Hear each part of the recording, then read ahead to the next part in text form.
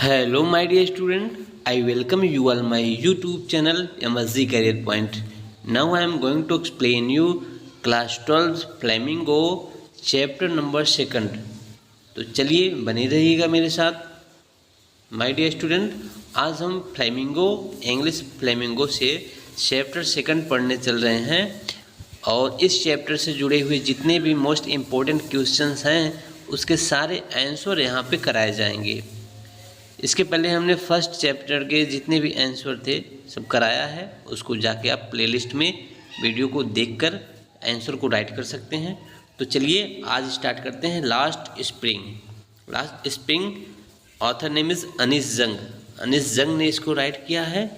और आगे बढ़ेंगे, देखेंगे स्टोरी को अगर आपने पढ़ लिया है क्लास में वीडियो के माध्यम से तो आपको आंसर बहुत अच्छे से समझ में आ जाएगा। तो आंसर राइट करने से पहले हमारी यही सजेशन है कि आप एक बार चैप्टर को पढ़ें। ठीक, यूट्यूब पर भी बहुत वीडियो हैं, लाइन बाय लाइन एक्सप्लेनेशन मिलता है, बट हम यहाँ आपको एक्सप्लेन नहीं करेंगे, हम सारे क्वेश्चंस का आंसर कराने चल रहे हैं। तो चलिए आगे बढ़ते हैं। और हाँ, आंसर के माध्यम से ही हम कहानी को भी समझने का प्रयास करेंगे। कहानी आपको समझ में आती जाएगी आंसर के ही माध्यम से, लेकिन मोस्ट इम्पोर्टेंट फोकस हमारा है कि सारे क्वेश्चंस के आंसर कराए जाएं आपको, ताकि देखिए यहाँ पर क्वेश्चन है, जो भी क्वेश्चन है सब आंसर मैं आपको राइट करवाऊँगा। यहाँ पर देखिए 3 क्वेश्चन है, तो इस तरीके से इसके आंसर यहाँ पे अभी मैं आपको राइट कराने वाला हूँ। तो चलिए स्टार्ट करते हैं, आगे बढ़ते हैं। इस चैप्टर में देखिए 2 कहानियाँ चलती हैं। एक फिरोज़ाबाद बेंगल सिटी की कहानी है और एक साहब आलम बच्चे की कहानी है जो वो गार्बेज पीकर रहता है, कूड़ा कचरा, उस कचड़ों से प्लास्टिक या फिर कुछ और इम्पोर्टेंट मिल जाता है तो वही उठाता है और उसको मार्केट में सेल करता है। देखिए यहाँ पर भी क्वेश्चंस हैं, इसके आंसर भी हम करने वाले हैं। और जो इम्पोर्टेंट इस यहाँ पे देखिए ये 3 क्वेश्चन, इसका भी आंसर कराया जाएगा। तो चलिए सारे क्वेश्चन के आंसर हम लोग देखेंगे एक एक करके बड़े अच्छे ढंग से। तो चलिए स्टार्ट करते हैं आंसर क्वेश्चंस के आंसर। देखिए माय डियर स्टूडेंट, इसमें और भी इसके नीचे और भी एक्सरसाइजेस हैं, इसको भी मैं आपको कराऊंगा। एक भी एक्सरसाइज छूटेगा नहीं। सो चलिए स्टार्ट करते हैं। हम आ गए हैं आंसर वाले स्लाइड पे। देखिए prose chapter number 2 last spring का यहाँ पे मतलब है कि एक साहब आलम नाम का बच्चा है, उसकी स्प्रिंग खत्म। स्प्रिंग का मतलब यहाँ बसंत ऋतु से, बसंत का मतलब उसके जीवन की खुशहाली खत्म हो गई है ना। जो फिरोजाबाद के मजदूर होते हैं वो भी खुशहाल नहीं रहते, वो भी मेहनत करके खाते हैं। तो इसे ही कहा गया स्प्रिंग, लॉस ऑफ स्प्रिंग, मतलब व्यक्ति के जीवन से बसंत गायब हो गया है और दुख ही दुख है, तकलीफ ही तकलीफ है। तो चलिए आई होप आप समझ गए। देखिए इसमें चैप्टर के स्टार्टिंग में आपने देखा स्टोरी में कुछ मोस्ट इम्पोर्टेंट वर्ड्स हैं, तो जिनका मीनिंग आपको पहले जान लेना है। Looking for means try to locate or discover, किसी चीज़ का लोकेशन अथवा डिस्कवर खोजना, किसी चीज़ की खोज करना। Slog their day light hour, it means ये सब फ्रेज हैं। Struggle persistently during day night, दिन रात कठिन परिश्रम करना, लगातार, परसिस्टेंटली मीन्स लगातार कठिन परिश्रम करना, संघर्ष करना। Roof over his head means place to live, रहने का स्थान। And perpetual state of poverty, it means endless impoverishment means अनंत न खत्म होने वाली गरीबी। Dark hutment encampment of the hut devoid of any light, means वैसी है तो ऐसे जहाँ पर कोई प्रकाश लाइट नहीं होती है, ऐसा home. Impose the baggage on the child, force the profession on child, means बच्चों से ज़बरदस्ती काम करवाने को कहते हैं force the profession on the child ना। Imposed baggage on the child, तो बाल श्रम करने पर मजबूर होना, तो मजबूर करना। चलिए अब हम बढ़ते हैं आगे और क्वेश्चन देखते हैं। First question is what is Saheb looking for in garbage dump, where is he and where has he come from. Garbage में साहब को क्या खोजता है? साहब कौन है? साहब आलम, वही बच्चा है। और where he is and where has he come from, कहाँ का है और क्या करता है, कहाँ से उसका बिलोंगनेस है, कहाँ से संबंध रखता है। आंसर नोट करेंगे, आंसर नोट करेंगे आप। एक मिनट, थोड़ा जूम कर दो। यस, साहब is looking for coin, coin ढूंढता है, rupees, note and any other useful object in the garbage dump. Garbage dump में फेंके हुए कचड़े में जो कुछ भी यूजफुल थिंग्स मिल जाए वह उसको उठा लेता है Saheb. And Saheb and his family have migrate to Seemapuri, इनकी फैमिली कहाँ है इस समय? अब सीमापुरी माइग्रेट कर चुकी है। Aslam area on the out skirt of Delhi, Delhi के किनारे अलग, दिल्ली के बगल में एक स्लम एरिया, स्लम एरिया मतलब बहुत निचली एरिया, गंदी मैली कुचैली एरिया है। Looking for a source of living after they were uprooted, और वो सब सीमापुरी में रहते हैं दिल्ली के बगल में, और जीविका की खोज में हैं। अपरूटेड, उनकी जो जीविका सब खत्म हो चुकी थी। From there native place in Dhaka Bangladesh, ये सब बांग्लादेश से आए हुए हैं। ढाका राजधानी बांग्लादेश, बांग्लादेश के ढाका से आए हुए हैं। इनका जो नेटिव प्लेस है ढाका में है, ठीक, लेकिन अब दिल्ली के बगल में सीमापुरी में रहते हैं। इनके पास कोई काम नहीं है। तो इस तरीके से आंसर आपको राइट करा दिया गया। चलिए क्वेश्चन देखते हैं अगला। What explanation does the author offer for the children not wearing footwear? देखिए आथर क्या एक्सप्लेनेशन करता है, जो बच्चे स्लीपर नहीं पहने थे उस पर क्या एक्सप्लेन करता है author. Author comes across many shoeless rag picker, rag picker means वही कचड़ा बीनने वाले। आथर कई कचड़ा बीनने वाले बच्चों से मिलता है जो कि शूजलेस थे, बिना शूज के थे, बिना चप्पल के थे। चिल्ड्रन इन हर नेबरहुड, कहाँ पर देखा? अपने पास पड़ोस में। अकॉर्डिंग टू हर कौन है? जो हमारे राइट आथर हैं इस चैप्टर के, वो फीमेल हैं, तो हर लगेगा। One explanation of this habit of remaining barefoot is that it is a tradition among the poor childrens of his country. उन्होंने एक एक्सप्लेनेशन दिया कि हमारे कंट्री में पुअर गरीब बच्चों की हैबिट होती है कि चप्पल या फिर शूज नहीं पहनते। However the author quickly mention that calling it a tradition could be just a means of justification of utter destitution. Destitution means होता है गरीबी, या फिर बाद में वो कहते हैं कि ये एक परंपरा तो है लेकिन एक गरीबी के चलते भी यह परंपरा बनी है, ठीक। तो ऐसा राइट कर लेंगे, आगे बढ़ते हैं। नेक्स्ट क्वेश्चन इज साहब happy working at the tea stall, explain. देखिए साहब, जो बच्चा रैग पीकर कचड़ा बीनने वाला होता है, वह कभी टी स्टॉल पर भी काम करने गया था, लेकिन वहीं से क्वेश्चन है कि क्या वह उस दुकान पर काम करते हुए खुश था? एक्सप्लेन कीजिए। तो खुश नहीं था। साहब is not really happy working at the tea stall because working for a master meant sacrifice his freedom. साहब कितनी अच्छी बात बोला है कि साहब उस दुकान पर, टी स्टॉल की दुकान पर काम करते हुए खुश नहीं था। कहता है कि working for a master meant sacrifice his freedom, अपने मालिक के लिए काम करना मतलब अपनी स्वतंत्रता का बलिदान कर देना है। बहुत अच्छी बात लाइन बोली गई है ऑथर के द्वारा और साहब के द्वारा। और बाकी देखिए यहाँ से नोट कर लेंगे आप, एक एक लाइन को नोट करते जाएंगे, क्योंकि एक एक लाइन में रीड करूँगा तो वीडियो लंबा हो जाएगा। देखिए, even though the job at the tea stall page 800 rupees at all his meals, भोजन भी मिलता था दुकान पे, उसको 800 रुपये भी मिलते थे पर मंथ। ही सीम लेस कॉन्टेड देन बिफोर, लेकिन पहले से कम संतुष्ट दिखता था, मतलब असंतुष्ट था। The weight of his master steel canister seems heavier than his rag picking plastic bag, जो वहाँ के मास्टर के द्वारा उसे कनिस्टर टीन का कनिस्टर उठाना पड़ता था, वह उसके रैग पिकर से ज़्यादा वजनदार लगता था। मीन्स रैग पिकिंग करना, कचरा उठाना उसको आसान लगता था। चलिए आगे बढ़ते हैं। How in your opinion can Mukesh realize his dream. अब देखिए मुकेश एक बच्चा है, आपके हिसाब से मुकेश अपनी ड्रीम को किस तरीके से रियलाइज करता है।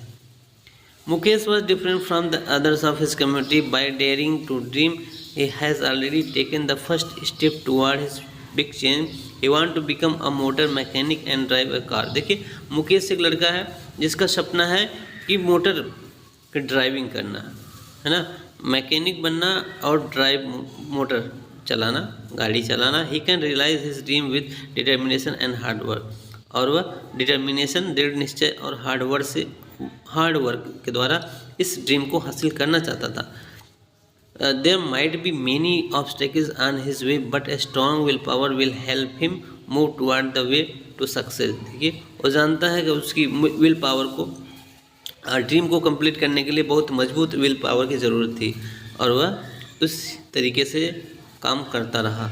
In fact he is willing to walk long distance in order to learn the vocation underlines.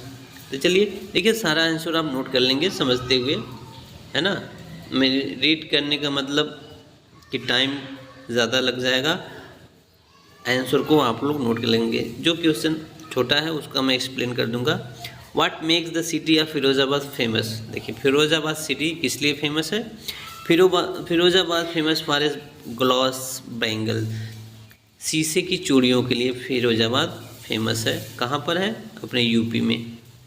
The place is the centre of the India glass blowing industry, यह स्थान भारत के सबसे ग्लास ब्लोइंग शीशे की इंडस्ट्री के लिए फेमस है। Question number next, what could be some of the reason for the migration of the people from village to city. गांव से शहर जाने, माइग्रेट करने के पीछे लोग क्या रीज़न है कि लोग गांव से शहर भागते हैं। बस यही रीज़न है, फॉर द लिवलीहुड, कमाने के उद्देश्य से, कुछ पैसा कमाने के उद्देश्य से, क्योंकि शहरों में कमाने के ज़्यादा अवसर होते हैं। There are many factor that seem migration of people from village to cities. गांव से शहर जाने के लिए कई कारण हो सकते हैं। Some villager volunteer move cities in search for job, कुछ लोग तो जॉब काम खोजने चाहते हैं इच्छा अनुसार। Better civics and health facility, और स्वास्थ्य सुविधाओं के लिए भी जाते हैं। Others are force migrate when natural disaster like flood, storm, drought, और दूसरे लोग किसी प्राकृतिक आपदा के चलते चले जाते हैं। बाढ़, तूफान, फेमनिन, अकाल पड़ जाता है तो शहर चले जाते हैं कमाने। तो चलिए इसको आप नोट कर लेंगे आंसर को। हम आगे बढ़ जाते हैं, वीडियो को पॉज करके नोट कर लेंगे। देखिए, would you agree that promises made to poor childrens are rarely kept. Why do you think this happen in the incident narrated in the text. ये क्या कहा जा रहा है, would you agree that promises made poor children are really kept. जो बच्चों से promise किया गया था क्या वो कंप्लीट हुआ। देखिए आगे आंसर में हम पढ़ेंगे तो समझ में आएगा क्या प्रॉमिस किया गया था।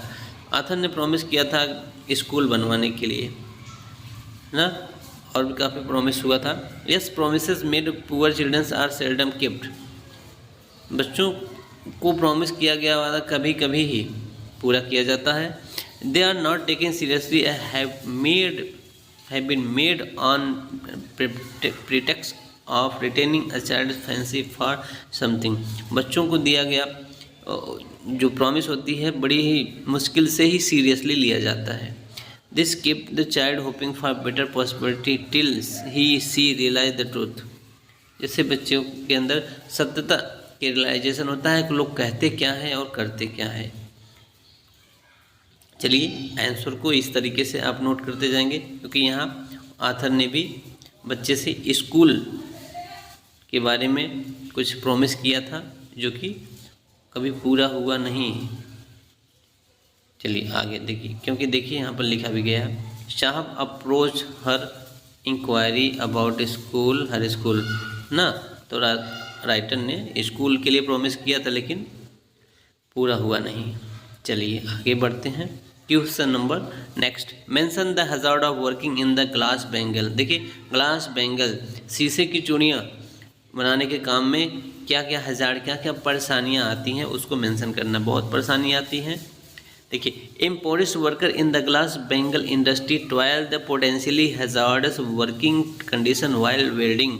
वेल्डिंग के दौरान बहुत कठिन परिश्रम करना पड़ता है, बड़ी नुकसानदायक होती है, लेकिन एक गरीब वर्कर को करना पड़ता है। The furnace works in have extremely high temperature, क्योंकि जो कांच की चूड़ियाँ बनती हैं भट्टी में, जिस भट्टी में पकाई जाती हैं वहाँ पर बहुत गर्मी पड़ती है, एट ना टेम्परेचर बहुत हाई होता है। लाइक प्रॉपर वेंटिलेशन, जहाँ पर हवा की कमी होती है। Persistently working in low light condition, वहाँ पर बहुत ही काम करने के लिए अच्छा कंडीशन नहीं होता है, कहने का मतलब। चलिए आप समझ गए होंगे। और भी परेशानियाँ प्रॉब्लम आती हैं, यहाँ देखिए, इसको नोट कीजिए, नोट करेंगे आप आगे। चलिए और नोट करेंगे। इसके चलते उनकी आई साइट भी कमज़ोर हो जाते हैं, आँखों की रोशनी जाने का भय हमेशा रहता है। Mention the hazard of the working in the glass bangles industry, देखिए वही सेम आ गया। चलिए आगे बढ़ते हैं, इसको नोट कर लेंगे वीडियो को पॉज करके। What force conspired to keep worker in the Bengal industry of Firozabad in poverty? गरीबी में फिरोज़ाबाद की इंडस्ट्री में लोग काम करने के लिए क्यों मजबूर हो जाते हैं? देखिए answer, unfavourable social and legal system. जो अनफेवरेबल सोशल समाज और यहाँ की जो सिस्टम है, legal system, the deceptive middlemans and their own sad destiny keep the worker in the bangles industry of Firozabad in the perpetual poverty. देखिए लोगों की डेस्टिनी, लक, भाग्य भी उनको इस तरीके से के काम करने के लिए मजबूर कर देता है, और समाज की जो रीतियाँ हैं और जो सिस्टम है, इसके चलते भी लोग काम करने के लिए मजबूर होते हैं। तो आंसर राइट कर लेंगे, छोटा आंसर है, अच्छा आंसर है। और देखिए, why should child labour be eliminated and how. कहा जा रहा है बाल श्रम क्यों उन्मूलन होना चाहिए, बाल श्रम का क्यों उन्मूलन होना चाहिए, हटना चाहिए, कैसे हटना चाहिए, बाल श्रम को कैसे रोका जाए। आंसर देखिए, child labour should be eliminated because it takes away from the child his childhood and prospect of. बाल श्रम को रोकना चाहिए, क्यों? क्योंकि ये बच्चों के बचपन से खिलवाड़ होता है, बचपन छीन जाता है। और ढेर सारी बातें हैं, देखिए ढेर सारी बातें हैं। एलिमेंट्री प्राथमिक शिक्षा उनको नहीं मिल पाती है, प्राथमिक शिक्षा नहीं मिल पाती है। शारीरिक अपंगता, बीमारियां घेर लेती है ना, लेकिन मजबूरी होती है उनके सामने, पारिवारिक मजबूरी होती है, अलग की बात है। बट बाल श्रम एक अभिशाप है हमारे समाज के लिए, यह तो हमें स्वीकार करना ही पड़ेगा। चलिए नोट करिए आप लोग आंसर, हम आगे बढ़ते हैं। वीडियो को पास करके आप नोट करते हुए जाएंगे। How is Mukesh attitude to his situation different from that of his family. Mukesh का सिचुएशन, एटीट्यूड फैमिली से किस तरीके से अलग था। Mukesh belong to a family of glass bangle. Mukesh का संबंध जो ग्लास बेंगल में शीशे की चूड़ियाँ बनाने वाले काम के लिए प्रसिद्ध था। उनका परिवार उसी में जुटा हुआ था, बैंगल्स बनाने में। कहाँ पर? फिरोज़ाबाद में। Even though the childrens of such family usually carry on their family profession, Mukesh want to be a motor mechanic and drive a car. Mukesh का परिवार बैंगल्स, ग्लास की बैंगल्स बनाया करता था, लेकिन मुकेश की इच्छा थी कि वह मैकेनिक बने और कार को ड्राइव करे, ठीक। अनलाइक हिज, और आगे, इस family members others of his community has dared to dream. लेकिन उसके सपनों से उसके माता पिता, परिवार डरता था। बाकी और भी आंसर को आप अच्छे से नोट कर लेंगे, मेन थीम यही है। चलिए आगे बढ़ते हैं, आगे बढ़िए। देखिए एक्सरसाइज कुछ है यहाँ पर, इसको आप रीड कर लेंगे। हाइपरबोल क्या है? हाइपरबोल एक फिगर ऑफ स्पीच है, जिसका मतलब अतिशयोक्ति होता है। कोई चीज़ जब बढ़ा चढ़ा के बोला जाता है तो उसे कहते हैं हाइपरबोल। मेटाफर क्या है? यह भी फिगर ऑफ स्पीच है, जिसको हिंदी में अलंकार के नाम से जानते हैं, इंग्लिश में फिगर्स ऑफ स्पीच कहते हैं। तो मेटाफर क्या होता है? रूपक अलंकार को मेटाफर कहते हैं। बस इतना जान लीजिए, आगे बढ़ते हैं। सिमली क्या होता है? सिमली इज उपमा अलंकार, जिसमें लाइक या एज मिलता है वहाँ पर सिमली पाया जाता है। जैसे एज वाइट एज स्नो, उतना सफ़ेद जितना कि स्नो बर्फ, तो एज लगा है, यहाँ पर सिमली है, उपमा दिया गया है, सफ़ेदी को उपमा दिया गया है बर्फ से। ठीक, तो केयरफुली अगला देखिए, carefully read the following phrases and sentences taken from the text. इस सेंटेंस को पढ़ लेना है। And can you identify the literary device in each example. Literary device identify करना है। देखिए हम इसको नहीं पढ़ेंगे, आप इसको ध्यान से पढ़ लेंगे। हम डायरेक्ट बताएंगे कि हर एक क्वेश्चन में, हर एक लाइन में कौन कौन सी लिटरेरी डिवाइस है। ठीक, तो चलिए देखते हैं। यहाँ आंसर नोट कर लेंगे। फर्स्ट में irony, irony, metaphor, antithesis. Fourth में एंटीथेसिस। सिमली 5 में, 6 में पन, जिसको श्लेष अलंकार कहते हैं। 7th में भी पन। एंड 8 में देखिए मेटाफर। 9th में metaphor, metaphor, metaphor, hyperbole and paradox. तो यह लिटरेरी डिवाइस है, इसको नोट कर लेंगे आप। आगे बढ़ते हैं, कुछ और एक्सरसाइजेस हैं। Solution of the question on the page number 22। Beauty of the glass bangles of Firozabad context with the misery of peoples who produce them. देखिए जो फिरोज़ाबाद में बैंगल्स लोग बनाते हैं उसकी खूबसूरती, लेकिन उसके पीछे लोगों की मिजरी भी है, प्रॉब्लम भी होती है। तो अच्छाई है कि बैंगल्स बड़े सुंदर सुंदर बनते हैं, लेकिन उसके पीछे जो लोगों की मिजरी, लोगों का कष्ट भी छुपा होता है, ये पूछा जा रहा है। तो चलिए ज़्यादा इम्पोर्टेंट नहीं है, सारे जो मोस्ट इम्पोर्टेंट क्वेश्चन थे हमने करा दिए, और लेकिन इसका भी आंसर आपको मिलेगा। देखिए यहाँ हमने राइट किया है, तो इसको आप रीड कर लीजिए। ठीक, आंसर को रीड कर लेंगे। आई होप आपको वीडियो ज़रूर पसंद आया होगा। अगर सच में पसंद आया है तो वीडियो को लाइक करें, दोस्तों में शेयर करें, ताकि अधिक से अधिक लोग इस वीडियो का बेनिफिट उठा सकें, लाभ उठा सकें। तो चलिए मिलते हैं अगले चैप्टर में, तब तक बाय बाय, टेक केयर।